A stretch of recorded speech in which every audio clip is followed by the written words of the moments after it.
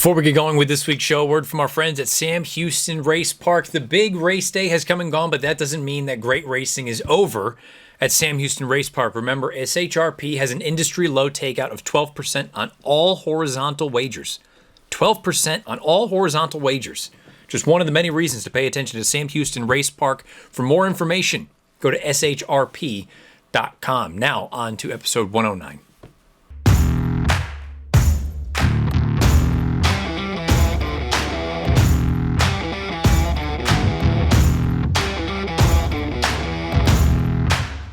What's happening? Welcome into the Matt Bernier Show, part of the In the Money Media Network. My name is Matt Bernier. You can follow me on Twitter at Bernier_Matt. Today is Monday, March the 28th, 2022. It's episode 109 of the show. However you listen, thank you for doing so. Many, many ways to find the podcast anywhere you download your podcast. Apple Pods, Spotify, SoundCloud, InTheMoneyPodcast.com. If you're someone who likes to watch along or listen over on YouTube, search bar Matt Bernier Show. Get this episode along with the 108 prior, and while you're over there, subscribe to the In the Money Media YouTube channel. Make sure that bell icon is lit up. That way you get notified anytime new content is uploaded. And same deal, wherever you download your pods. Make sure you subscribe, you give us a rating, a little bit of a review. It helps us get things out to a number of different folks, and it's always greatly appreciated. This week's show, we're going to talk about the Louisiana Derby. I'm not going to talk about the Fairgrounds Oaks. Maybe we'll talk about that next week. But we've got some big weeks coming up as far as Derby preps are concerned. And for the fillies, I want to try to condense it a little bit. There's just a pretty, I think, valid point that I want to make about the Louisiana Derby. So we're going to highlight that at the top. Then we'll roll into handicapping this weekend's Arkansas Derby. Keep in mind, the Florida Derby is also going to be run on Saturday. Those PPs won't be released probably until Wednesday night or so. The good news about Oaklawn, we've already got full fields drawn. So we'll dive into that. Not the sexiest race, for being honest. Not the fastest race from a figure standpoint with the horses coming into it, but intriguing nonetheless. Obviously, many people are intrigued by Secret Oath being involved running against the boys. We'll touch on that, and we'll wrap things up with a look ahead to the weekend, specifically on Saturday, and not horses. It's the Final Four, and it is all the Blue Bloods. It's Carolina and Duke, which is outrageous that here we are.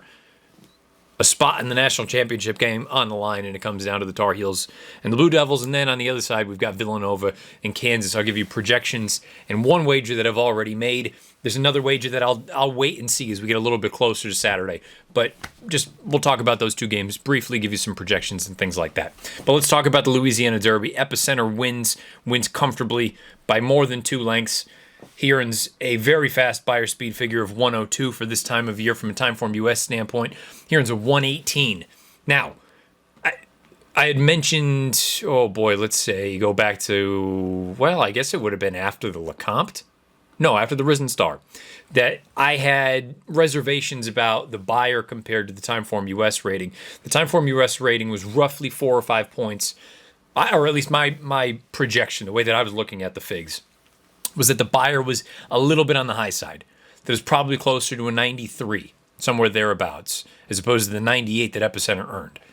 And when you look at the difference between the buyer number and the Timeform US number for this race in the Louisiana Derby, I think you could argue that there's roughly a 3-point difference, where the buyer may be slightly on the high side. But that's really if you don't have to even go that far into the weeds. I mean, we're really kind of splitting hairs at that point over 2 or 3 points here or there. But I just figured it was something worth acknowledging. That's the way that I'm approaching it. That the buyer may be slightly high, just simply based on what the horses behind Epicenter did and what their career bests had been prior to Saturday's race. So pulling up the Timeform US chart, 119 unadjusted number for Epicenter. Pace adjusted to 118. So we'll go with the number that doesn't factor in the pace scenario. And I know that's arguably the most impressive and best piece of Timeform US. I just like to use my own noodle and put it into context how I see fit. So 119 for Epicenter here, a 102 buyer. Again, we talk about that 20-point differential. It still boils down to roughly 3 points between the two. If you take 3 off of the 102, you're still looking at a 99 for Epicenter from a buyer standpoint. It still makes him one of the fastest 3-year-olds. And more importantly, I mentioned it either last week or the week before. I don't remember. I apologize. My brain is scrambled. But the thing that concerned me about Epicenter, as much as I loved him, and as good in quality as I thought he was, his running style, he had still done his absolute best when he was controlling things on the front end. And given the other speed that appears to be signed on for the Kentucky Derby, assuming they all get there, it seemed incredibly unlikely that he was going to be able to get up there and run with the Forbidden Kingdoms of the world, the early votings of the world, and anybody else that's got serious gas.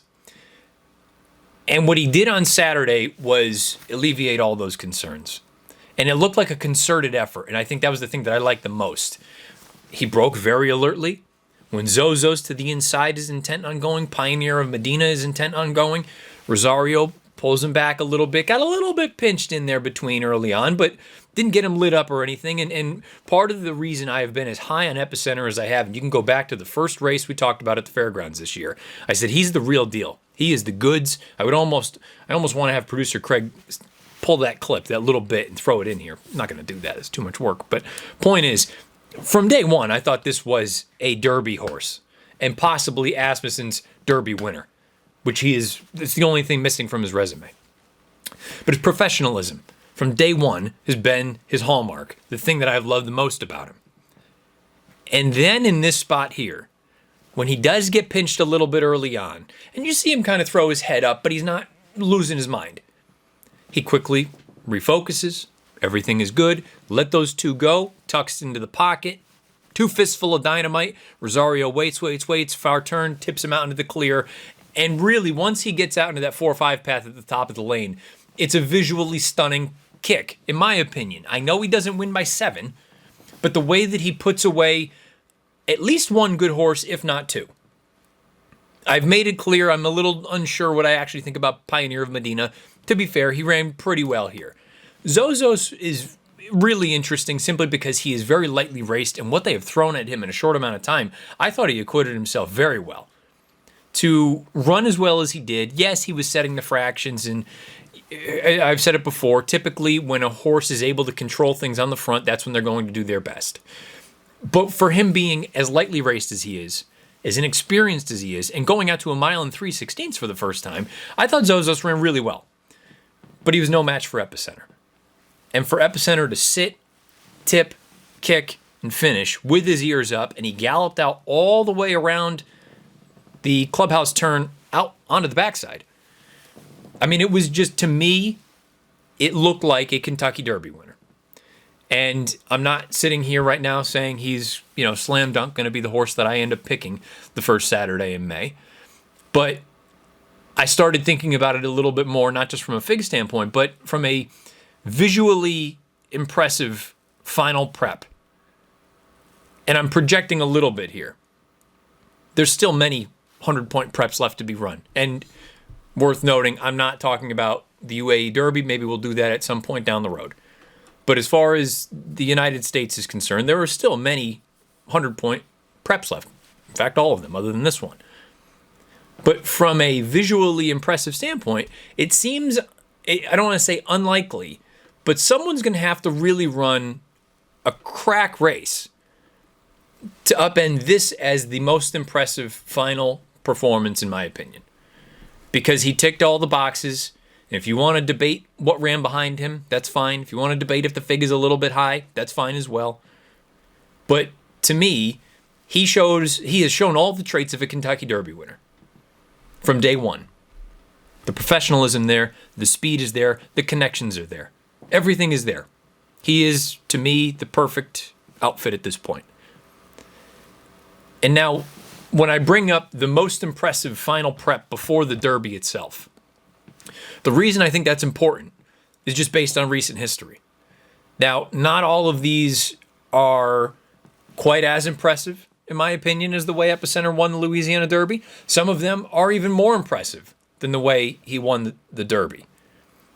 But to just put into sort of context what a performance like that typically, I don't want to say indicates, but could be a bit of a precursor to the first Saturday in May. There are some exceptions in here, but just work with me, and I'm sure maybe some of you will disagree. And I'm curious all of your thoughts beneath the video player on YouTube or on Twitter at Bernier_Matt. I went through the past 10, going back to 2012, the past 10 Kentucky Derbies. And by my estimation, tried to pull out the most impressive final preps before the Kentucky Derby and how those horses then did the first Saturday in May. So going back to last year in 2021, I think there's a case to be made that Rock Your World had the most impressive final prep leading into the Derby. He ended up going off as the 9-2 second choice. And I'm also bringing in the odds for all these horses. For those of you that are taking a look, Ron Flatter wrote an article over on horseracing.nation.com updating some of the Derby future odds out in Vegas. And the only reason I even want to acknowledge this is to show you, don't settle on the prices that you've got right now. These are far too short right now compared to what you're going to end up getting the first Saturday in May, should he get there. Knock on wood, everything goes well. But I mean, he's 5 and 6 to 1 at a couple of books. You're going to get something damn close to that on day of. So what good does it do to lock up your money for the next 5 weeks or 6 weeks when you may not? He may not even get to the race. Again, God forbid that happens. But my point is, just wait till day of and take 7 to 2. Something like that. You don't need to settle for 5 or 6 to 1 right now. And if you need that extra, point and a half or 2 points that badly, find the 8th race at Parks today or something. I don't know. Point is, Rock Your World was the 9-2 second choice. He probably goes off favored if Mattress Mac doesn't bet a boatload of cash on Essential Quality. Rock Your World finishes 17th. He's 16th officially via disqualification. Not ideal. But there were questions going into the Kentucky Derby. I mean, prior to that Santa Anita Derby, he was a grass horse. And he never really panned out in time. He's since been retired. But he won the Santa Anita Derby by more than 4 lengths. He earned a 100 buyer and a 120 Timeform US rating. All the Timeform US ratings I'll talk about with these horses are the ones that are not adjusted for pace. These are just the numbers. So very comparable as far as the numbers in the final prep prior to the Derby. That's about as bad as it's going to get from a performance standpoint for any of these horses that we're going to talk about.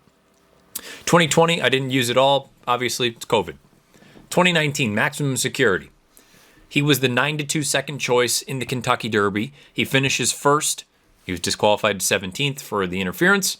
But prior to the Derby, he finished first in the Florida Derby. Won by 3.5 lengths. He earned a 101 buyer and a 120 Timeform US rating.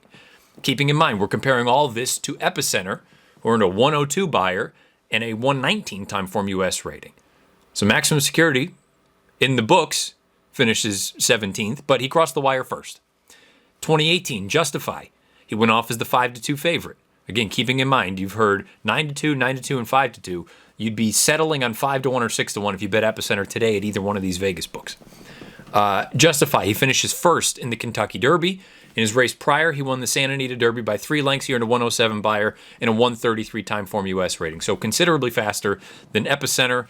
But if we're just talking about it from who was visually the most impressive in their final start preceding the Kentucky Derby, now we've had 3 horses. We've had 2 horses that have crossed the wire first. And we had one that just didn't show up, unfortunately. He also, to be fair to Rock Your World, he got bounced around out of the gate, but I digress. 2017, Always Dreaming. Went off as the 9-2 favorite. 4.5 to 1, he was the favorite. So again, 5 to 1 and 6 to 1 right now in Vegas.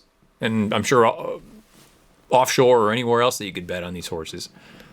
You very well could get something close to that day of. Always Dreaming, 9-2 favorite. He wins the Kentucky Derby. In his race prior, he wins the Florida Derby by 5 lengths, earns a 97 buyer and a 124 Timeform US rating. So again, buyer standpoint, Epicenter's actually run faster already. Timeform US, slightly slower, but if you want to average the two of them out, you're looking at somewhere in that low 100 range from a buyer standpoint and a low 120 Timeform US rating. Point being, he stacks up very, very comparably to the horses that we've all talked about to this point, maybe with the exception of Justify.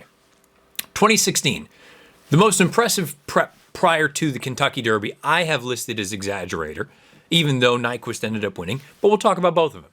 Exaggerator went off as the second choice in the Kentucky Derby at 5 to 1. He finishes second in the race. Prior to the Kentucky Derby, he wins the Santa Anita Derby by more than 6 lengths, earning a 103 buyer and a 120 Timeform US rating. So almost identical numbers to Epicenter's Louisiana Derby. Again, he was 5-1 in the Kentucky Derby and he finished second. Nyquist, 2-1 favorite in the Derby, wins. He had won the Florida Derby in his race prior by more than 3 lengths and actually did so in relatively slow time. 92 Beyer, 116 time form US rating. But the 2 most impressive final preps for 2016, they came back and ran 1-2 in the Kentucky Derby. 2015, American Pharoah. I have him as the most impressive. There's another horse that we can talk about in a minute, though, in this crop that arguably ran more impressive leading into the Derby. Pharoah goes off as the 5-2 favorite in Louisville. He wins the race. His race prior was in the Arkansas Derby, which he won by 8 lengths, earned a 105 Beyer and a 121 time form US rating. Relatively similar numbers to what we saw from Epicenter. Visually, though, keeping in mind, Epicenter did it from off the pace. Pharoah, he did the same thing, just not quite as far back. If you wanted to really question, okay, well, Pharoah's final prep was great and all, but Firing Line actually was more impressive visually, winning the Sunland Derby and his final prep leading into Louisville. What was his deal? Well, he went off as the 4th choice in the Kentucky Derby at odds of 9-1.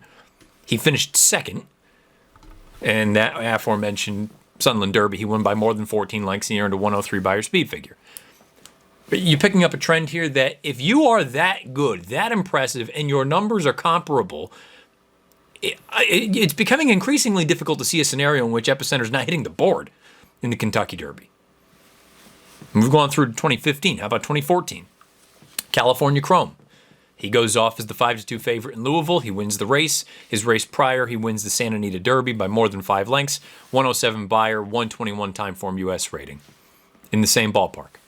2013, if you can, I guess it would be Verrazano as far as the most impressive final prep leading into the Kentucky Derby. Orb, I guess. I didn't use either of them. And for what it's worth, Orb ended up winning the Kentucky Derby. But point is, 2013, it was kind of meh. And as far as history is concerned, it was kind of meh overall. Actually, the best horses will take charge out of all of them, but neither here nor there. And then 2012, Bodemeister, I thought was the most impressive leading into Louisville. He goes off as the 4-1 favorite. He finishes second in the race. Prior to that, he'd won the Arkansas Derby by more than 9 lengths, 108 Beyer, 123 time form US rating. As far as the actual winner of the Kentucky Derby in 2012, I'll have another. He actually went off as the 9th choice at 15-1. So he's really the only outlier as far as being just totally sort of disrespected at the windows. He wins the Kentucky Derby, and in his race prior, he won the Santa Anita Derby by a nose over Creative Cause with a 95 Beyer, and more importantly, a 120 time form US rating. So, long and short, what this would suggest from a visual standpoint, we'll find out what happens in the Florida Derby, we'll find out what happens in the Arkansas Derby, or next weekend, the big one, the Wood Memorial, the Bluegrass, the Santa Anita Derby, all being run. I'll be at Aqueduct for NBC. Point is, you've got roughly 5 more big preps left. Are any of them going to produce victories that are more impressive than what you saw on Saturday in New Orleans from Epicenter? It's possible. I don't think it's likely. If there is a jurisdiction that could produce it, perhaps it's California.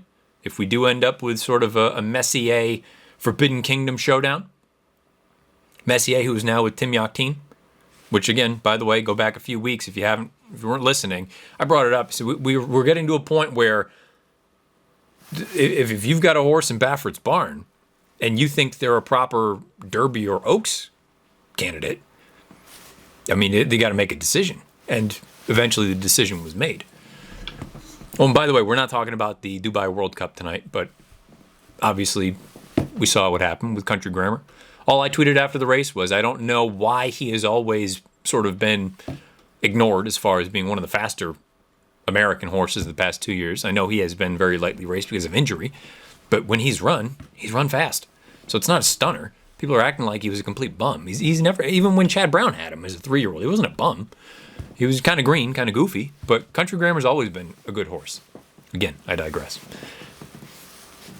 Epicenter is going to be very difficult to beat, assuming he continues to progress and stays healthy between now and May 7th, whatever the first Saturday in May is this year.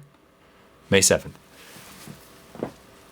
On Figs, with all of these performances that I laid out from these horses, he stacks up very well.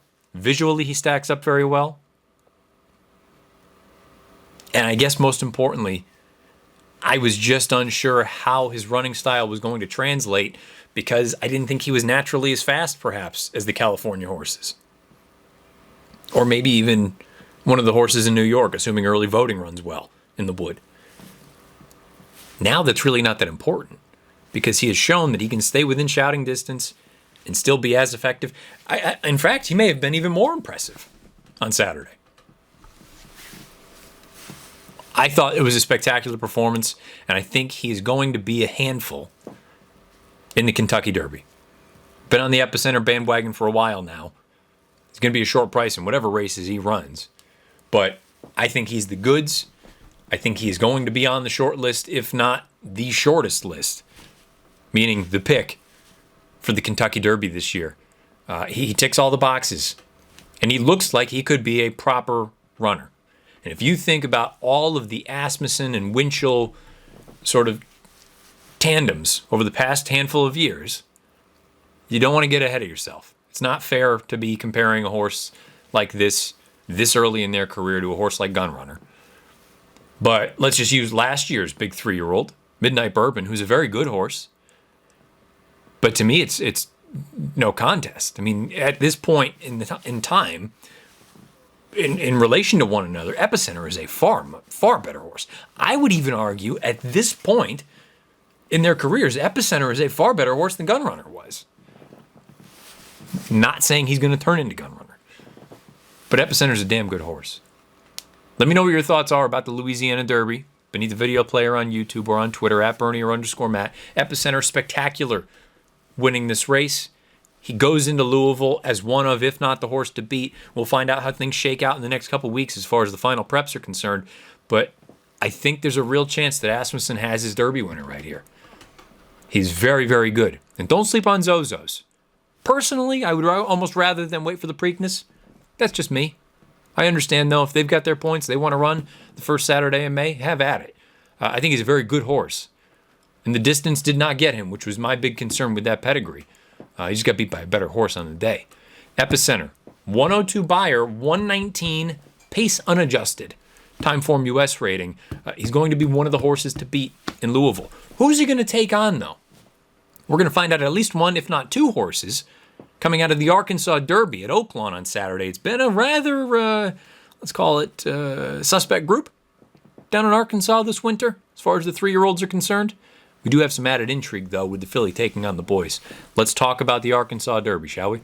Before we dive into the Arkansas Derby, a word from our friends at Santa Anita Park, and it's the Santa Anita Pick'em Contest. Play for $500 each Saturday, Sunday, and holiday Monday through April the 17th. It's a free contest that combines popular sports and racing props for a fun, competitive, and free contest. You can sign up for free over at santaanita.com/pick'em. I didn't mention the prep rating for the Louisiana Derby. If you couldn't tell with me waxing poetic about Epicenter, it's a 10. It's a 10 because he is going to be a factor in the Kentucky Derby, if not possibly the winner. So Louisiana Derby's a 10. Arkansas Derby doesn't seem like it's going to be a 10, but crazier things have happened. 3-year-olds, 1 1/8 at Oaklawn Park on Saturday afternoon. It's race number 12. Going to go through the field. We'll take him in post position order. I will also give you what I would deem to be fair odds on each one of these runners. Before we start, I preface it by saying I don't like the local horses that have run in graded stakes, aside from the filly. I think it's just a very average group. I don't mean any disrespect to anyone, but there are 9 horses entered. I'll be very surprised if a group of 5 end up winning. To me, there are only 4 horses that can win the race. If one of the other 5 do, to me, it's just an indictment on the field as a whole. And again, you understand why everyone's trying, but from what they've done, I have a hard time seeing true contenders out of a group of 5 anyway for this race and then going forward. in the immediate future, maybe down the road. Some of these horses can be a little bit later developing as well. But I think this is a race that boils down to 4, and even those 4 you can really debate. So let's start down on the inside with Kavad, or Kavad, should say. The blinkers come off for Chris Hartman. This is a horse that's going to show speed in a race that doesn't seem to have a ton of early gas, so maybe that works to this one's advantage. I have a difficult time with a horse like this who in each of the last 4 starts has earned buyers of 80, 76, 79, and 81. You're going to need to hope that the blinkers coming off get this horse to move forward. I suppose you can look at the Rebel and say, of the pace, this is the one that stuck around. Maybe that's a feather in the cap, but if you'll recall, when I went over that race, I gave it a prep rating of 1 because I thought it was a dreadful, dreadful race. And to no surprise, the horses coming out of that race are part of that group of 5. I just don't want any of them. I don't think it's a particularly good race, and if I'm wrong, I'm wrong. But of the group, maybe Kavad is the one who could be dangerous because of the speed.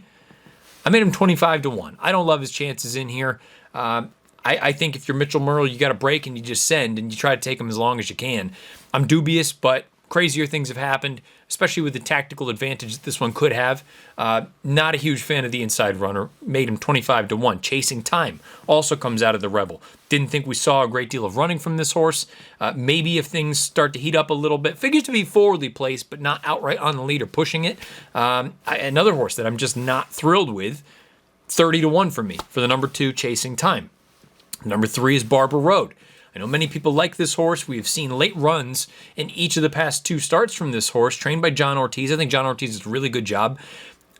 I'm just not in love with this horse. We have 4 races, and even if you want to go back to the 75 buyer earned in the allowance race going 6.5 at Churchill at the beginning of November last year, 75, 84, 78, 86, 83.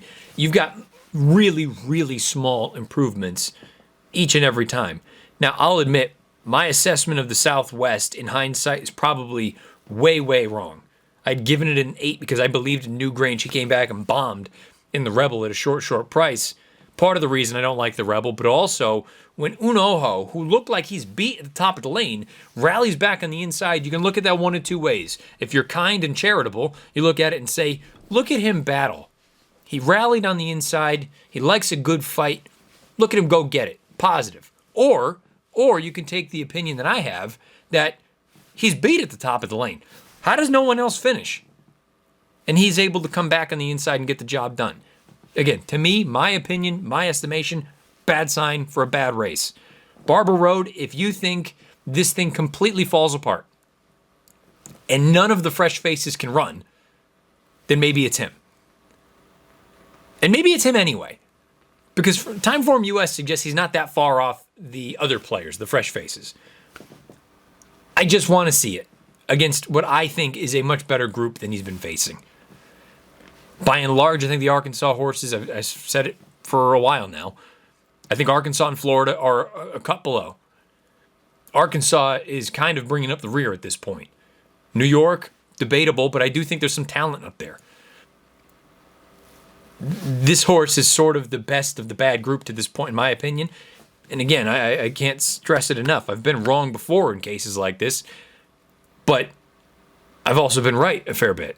And I'm just not sold on the Arkansas form, the established graded stakes form for the 3-year-olds in Arkansas. I made Barber Road 15-1 for Saturday's Arkansas Derby. Doppelganger, another horse I don't love, but fresh face comes in, now trained by Tim Yachtine, was transferred out of the Baffert barn.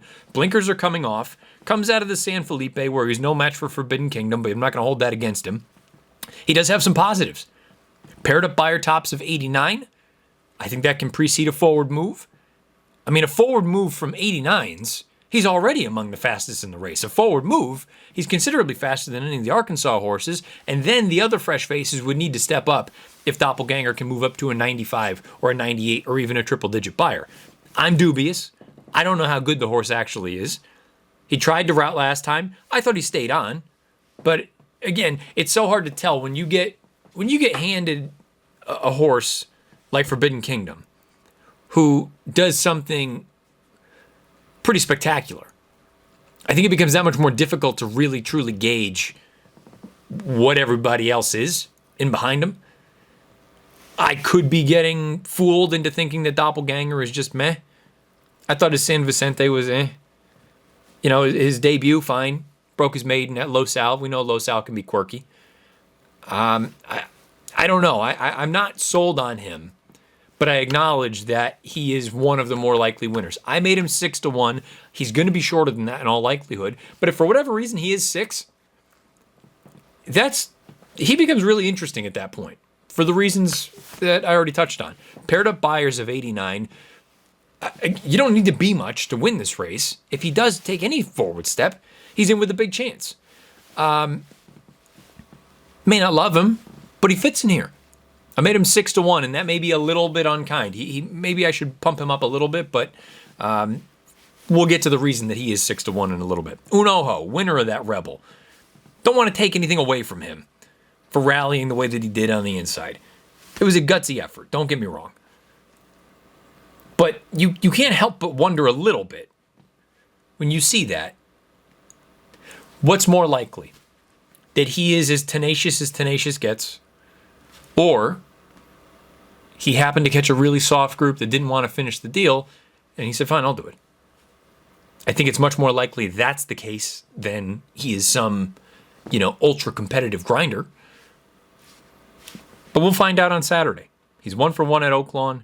I don't think the distance is going to be an issue for him at all. I do wonder a little bit about quality. Having said that, he has never taken a backward step on the Beyer scale. 17, 53, 61, 62, 80, 84, and it's worth noting the 2 best races of his career have come going a mile and a 16th or greater. So perhaps I'm underselling his chances. I made him 13-1. I have him as the likeliest of the horses coming out of the Rebel, which, as I've said a couple times, at 13-1, I don't think you're that likely a winner. Secret Oath. Bit of a polarizing entrant in this race. The 3-year-old filly taking on the boys for the coach. I've said a few times in the past that I am all for this move. She has her points for the Kentucky Oaks. Barring something crazy, I was looking at the leaderboard. She's got 60 points. She's tied for second right now. I mean, I suppose there's a scenario that all hell breaks loose and you get a number of horses who don't have points now or have very few points that win or run second in the final preps. And all of a sudden, what would she need? 12 horses to pass her to bump her out? I mean, I guess it's possible. I don't think it's likely. So with that idea, I love this idea, this path for her. If she runs big, great. Now everyone has an idea and a choice to make. Do you want to go to the Kentucky Derby or do you want to go to the Kentucky Oaks? Let's say she wins but earns, she has a career best Beyer of 93 right now. Let's say she earns a 95 Beyer. And let's say it's good enough to win or even run second. Based on what we saw from Epicenter on Saturday, who knows what will happen in the Florida Derby coming up this Saturday, and who knows what will happen in the 3 big preps next weekend. But I think it's safe to say a 95 Beyer would not make you super confident going into a race like the Kentucky Derby. Now, on the other hand, after what we saw from Echo Zulu on Saturday in the Fairgrounds Oaks with an 88 Beyer in her return, a 95 Beyer stacks up pretty good. So, but this is what makes a move like this all the more, I think, rational. Because what if she all of a sudden pops a 100 Beyer? Sure, she could win the Oaks, and guess what? The good news is you got your points in your back pocket. You can still go to the Oaks if you want. But if she runs 100 here, no, maybe she's not the fastest of the 3-year-olds, but she's right there with them all. And that's been my only point all along when talking about this idea, especially in Arkansas. I tweeted it not as sort of a combative kind of questioning, but for anyone who is reluctant or was reluctant to see her take on the boys because too much too soon, girls against the boys, it can take too much out of them and then they're never the same again.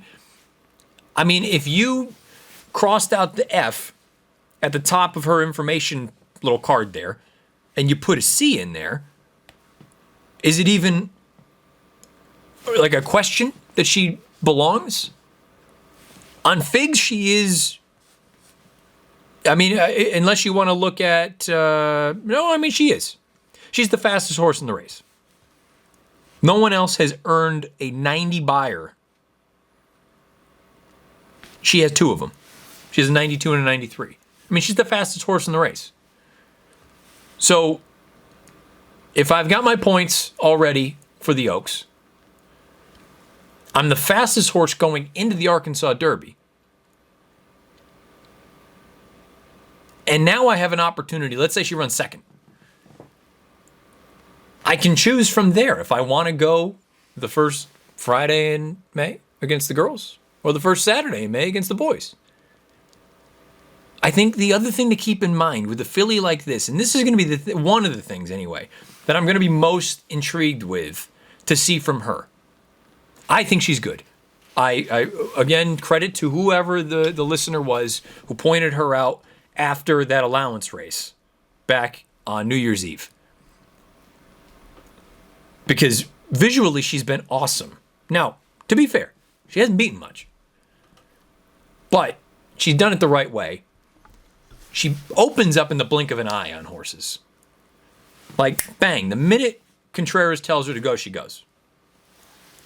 I've mentioned that she reminds me a little bit of her dad, Arrowgate, in the way that she runs, her action.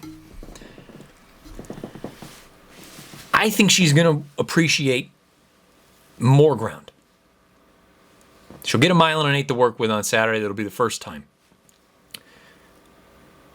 I see very little downside to running in this race. Oh, by the way, from a purse standpoint, this is $1 million and a quarter, and the fantasy, which is run earlier on the card, is valued at $600,000.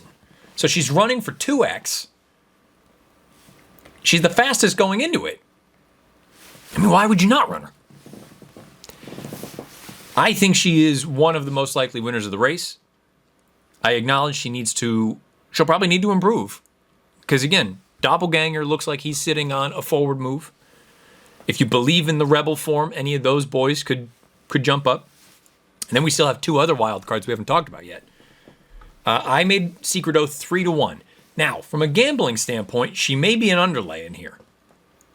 Because if she goes off at something crazy, like 7-5, because it is the girl against the boys and people get all fired up about it, she's probably a bad bet at that point. It all depends on your view of her, your assessment. How likely a winner do you view her? I gave her 24%.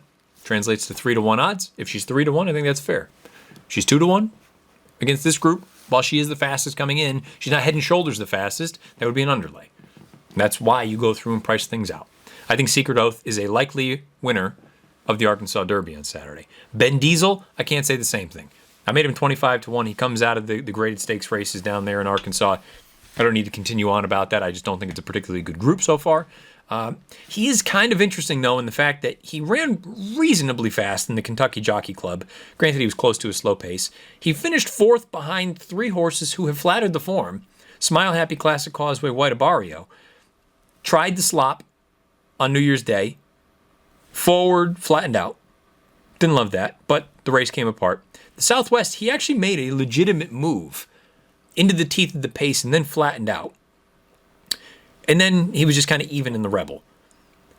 If he could somehow get back to that Southwest, maybe he could hit the board. Maybe he also doesn't love Oaklawn. I don't know. He's, I guess, of the Bombers, he's a little interesting to me, but just a little interesting underneath at a big price. Cyberknife. Cyberknife, I think, is going to be the one that is one of the more polarizing entrants in here. I made him 6-1. I like him. I don't love him. I have him and Doppelganger kind of on the same level. Cyberknife's interesting because the two races in his career he has had Lasix are the only two times he has earned an 80-plus buyer. The 87 he earned most recently at the Fairgrounds. He's in the clear stalking throughout. He loomed. Flo had him in hand basically until the 8th pole, and then he gave him a little bit of a shake. Drifted out a little bit under left-handed urging. I still think he's a little bit green, figuring some things out. You can see that Brad Cox has kind of played with blinkers, trying to unlock the horse's potential. The runner-up running a 70 on Saturday behind Epicenter, that doesn't bother me too much. The fourth place finisher earned an 85 in the next start, so perhaps that bodes well for Cyberknife. I don't know. I'm I'm not blown away when I see him run. But again, with the idea of the unknown, I would rather have the unexposed horse than the known commodity, which to this point isn't all that strong. Cyberknife, though, of the fresh faces, I have he and Doppelganger grouped together, and then I have ahead of them the grouping of Secret Oath and We the People.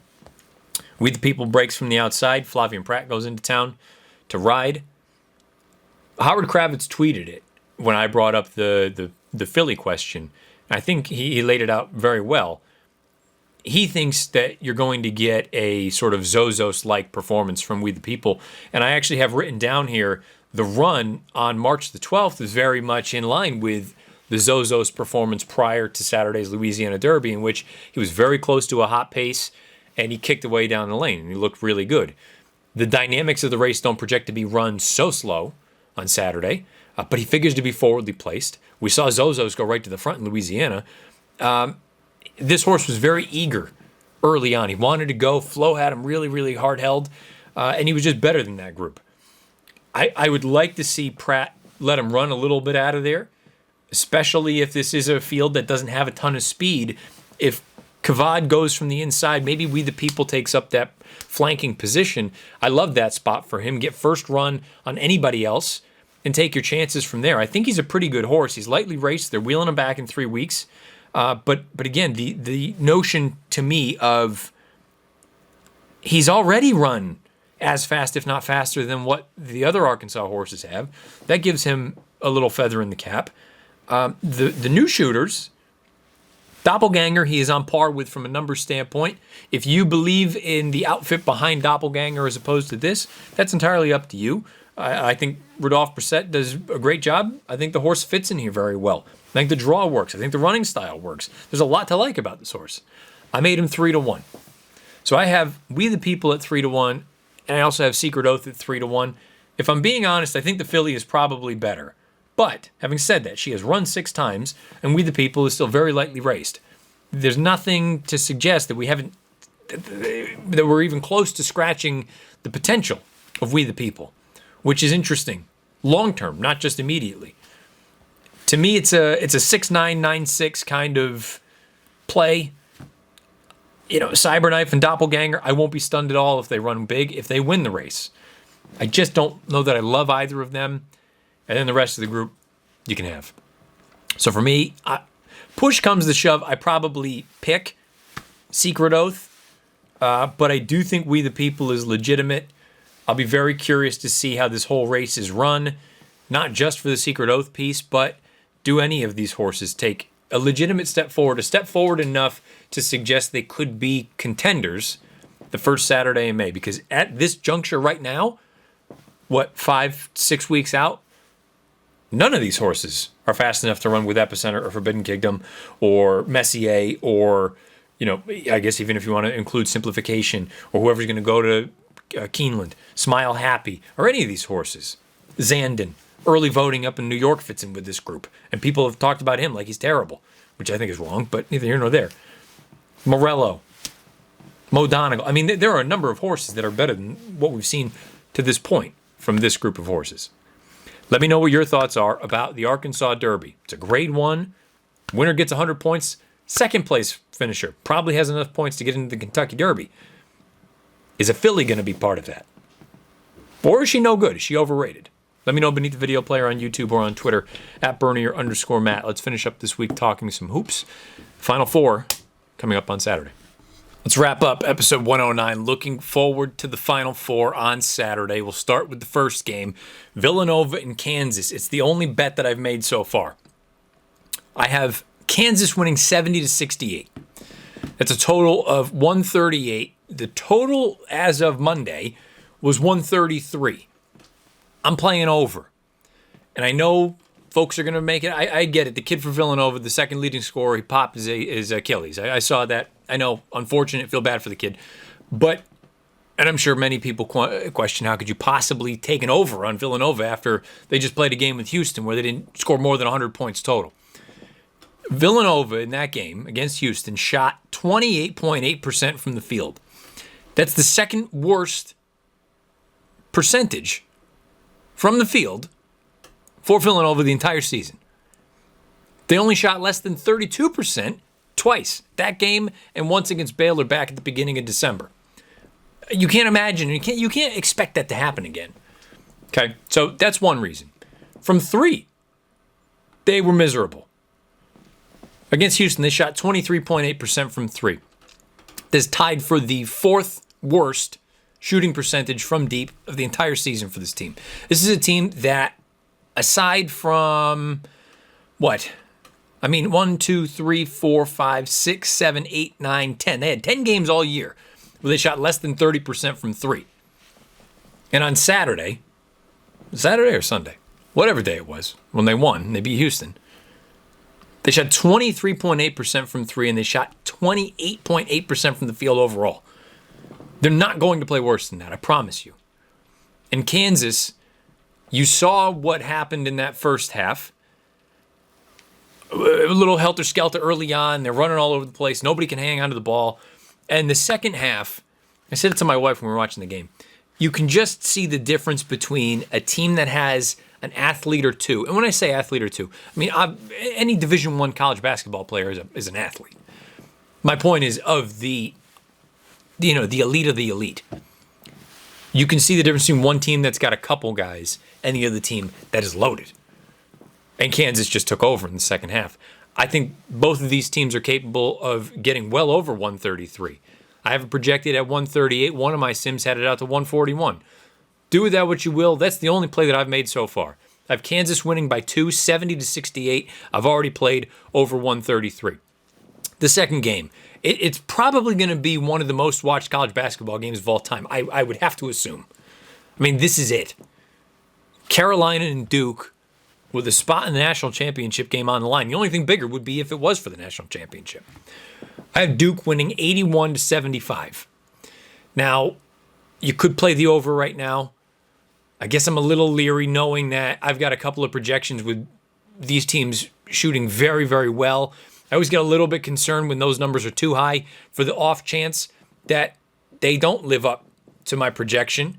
And if that's the case, you don't have to be off by much to come under or get close to the total. So I'm a little gun shy on that number right now. The sides, I believe last I saw was Duke by 4.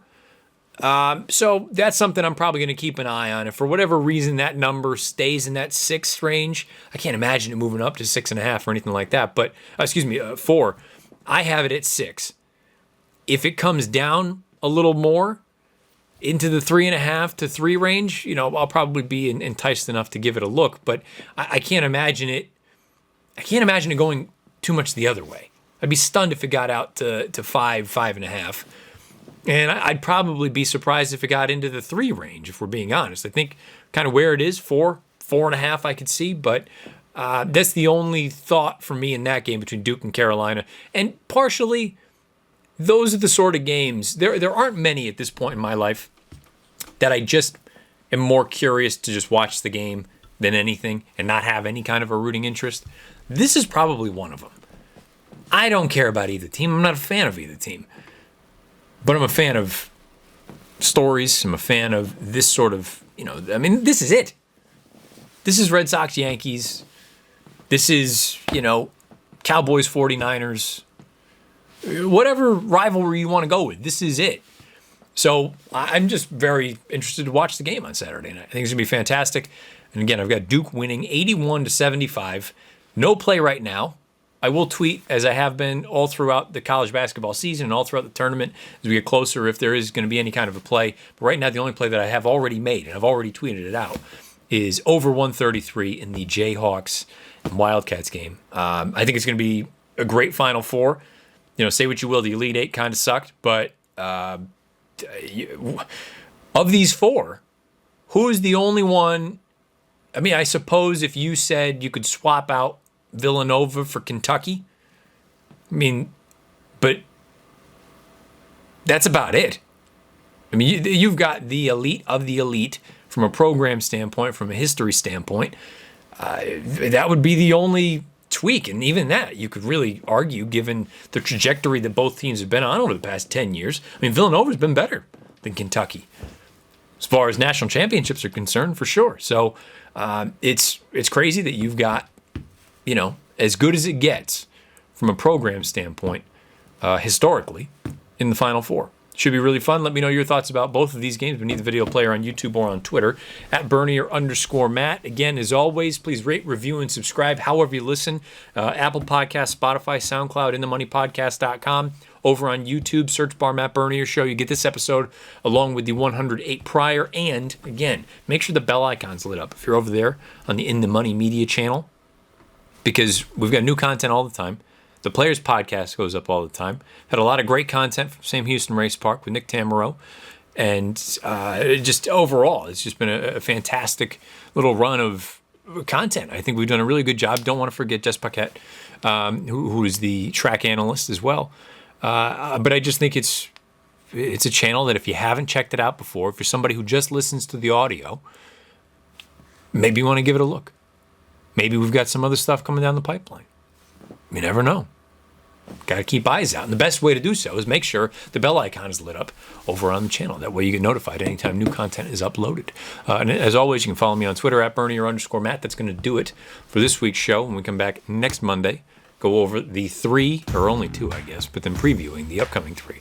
We'll go over Arkansas Derby. We'll go over Florida Derby. Maybe we'll talk about the UAE Derby, but then we'll also look ahead to the big 3 coming up the following weekend. The Wood, the Bluegrass, and the Santa Anita Derby. Until then, best of luck however you play, whatever you play, and wherever you play. It's been episode 109 of The Matt Bernier Show.